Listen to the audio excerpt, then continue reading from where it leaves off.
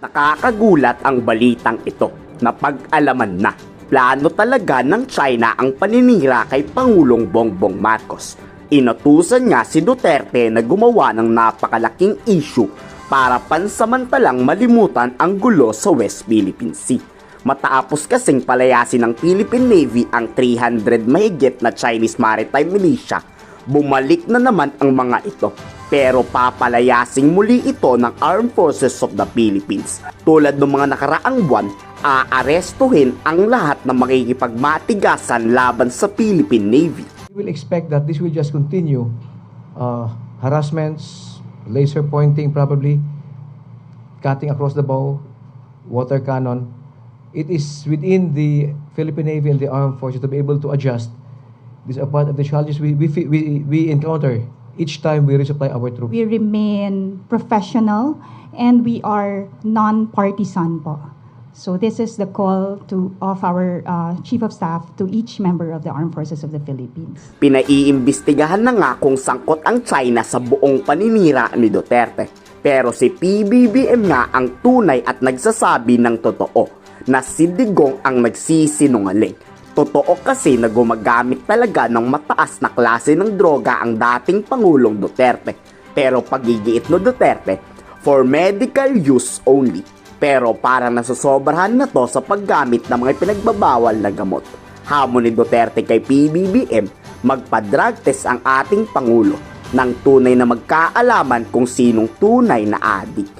Wala pa rin tigil si Duterte sa paninira. Mukhang matindi-tindi ang sermon na natanggap mula sa China pag hindi nito ipinagpatuloy ang sobrang paninira sa administrasyon. Iba talaga pagtutaka ng China. Fentanyl is a medical thing. It eases up the pain. Ngayon, yan nilalagay yan para to ease the pain. Pero nung na-opera na ako, okay na ako. And that was about 8 or 7 years ago. Shortly before I ran for the presidency. Nagkaroon ako ng talagang masakit.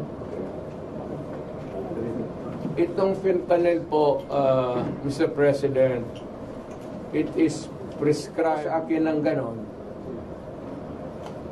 Tatanungin kita, yung cocaine, may prescription ba yan? Saan mo kinukuha yung supply mo? Alam ko, ang tao dumadala sa dyan sa Malacanang. Body-body mo yan sila. As a matter of fact, yung yan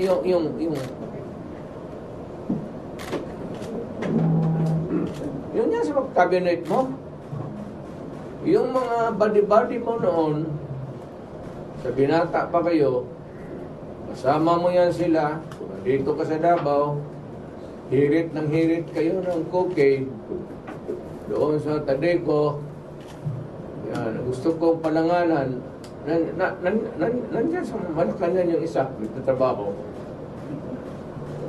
At yung iba, gusto mo pangalanan ko.